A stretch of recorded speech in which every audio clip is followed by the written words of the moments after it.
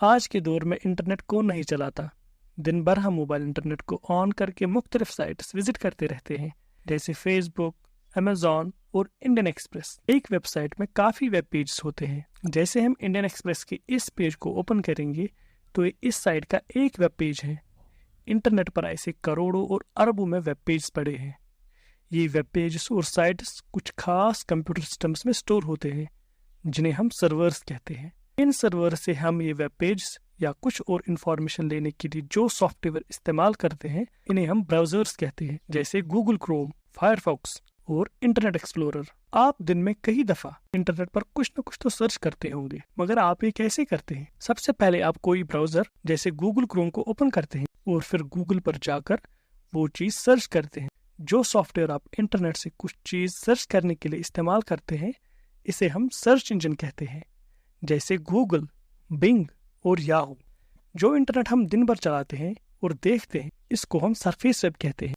Surface web internet کا وہ والا حصہ ہے جو ہم آسانی کے ساتھ کسی بھی عام براؤزر اور سرچ انجن سے ایکسس کرتے ہیں۔ آپ کو کیا لگتا ہے سرفیس ویب کی پرسنٹیج انٹرنیٹ میں کتنی ہوگی؟ اگر آپ کو لگتا ہے کہ یہ کوئی بڑا نمبر ہے تو آپ غلط سوچ رہے ہیں، کیونکہ سرفیس ویب انٹرنیٹ کا صرف 4 سے لے کر 5% بنتا ہے۔ اس کی مثال ایسے سمجھیے جیسے سمندر میں کوئی آئس برگ ہو جو کہ باہر سے دکھنے میں تو بڑا لگتا ہے لیکن اس کا اصلی حصہ پانی کے نیچے ہوتا ہے۔ سرفیس ویب کے نیچے والا حصہ ڈیپ ویب کہلاتا ہے۔ یہ ہم آسانی کے ساتھ ایکسس نہیں کر سکتے کیونکہ ڈیپ ویب میں ڈیٹا انڈیکس نہیں ہوتا ہے اور یہ پبلک انٹرنیٹ سے الگ ہوتا ہے۔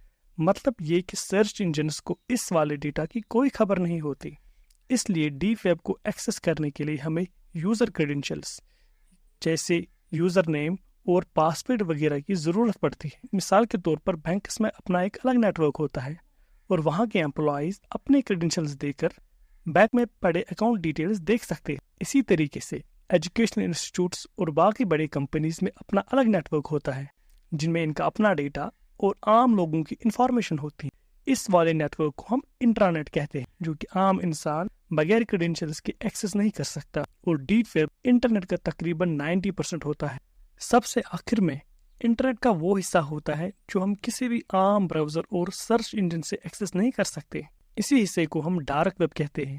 ڈارک اس لیے کیونکہ یہ والا حصہ انٹینشنلی چھپایا گیا ہے۔ اس میں ڈیٹا انکرپٹڈ ہوتا ہے اور کوئی بھی انڈیکسنگ نہیں ہوتی ہے۔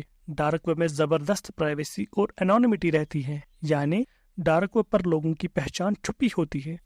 اب ڈارک ویب تک پہنچنے کے لیے کچھ خاص براؤزرز کا استعمال ہوتا ہے، جیسے دی آنین رنگ اور فری نیٹ، اور کسی بھی چیز کو سرچ کرنے کے لیے الگ سے سرچ انجنز آتے ہیں، جیسے ڈک ڈک گو، ٹارچ اور ڈارک سرچ۔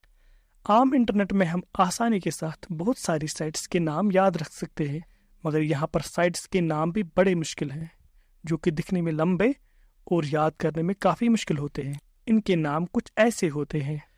انہی چیزوں کا فائدہ اٹھا کر کچھ لوگ اس کو غلط چیزوں میں استعمال کرتے ہیں، جیسے کالا بازاری، پورنوگرافی اور الیگل سمگلنگ۔ ڈارک ویب پر انسان بہت ساری غلط چیزیں خرید سکتا ہے، جیسے credit card numbers, hacked Netflix accounts وغیرہ۔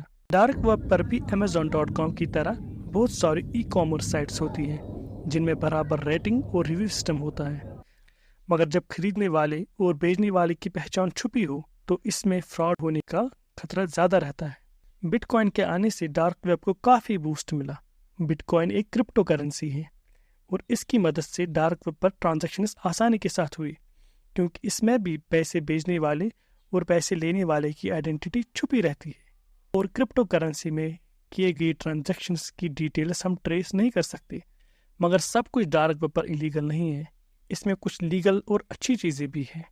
یہ ایک انسان پر ڈپینڈ کرتا ہے کہ وہ ڈارک ویب کو کس طریقے سے استعمال کرے۔ وہ اس کو غلط کاموں میں بھی استعمال کر سکتا ہے اور اس کو اچھے کاموں میں بھی استعمال کر سکتا ہے۔ بہتر یہ ہے کہ ایک عام انسان اس چیز سے دور رہے اور عام انٹرنیٹ سے فائدہ اٹھاتے رہے۔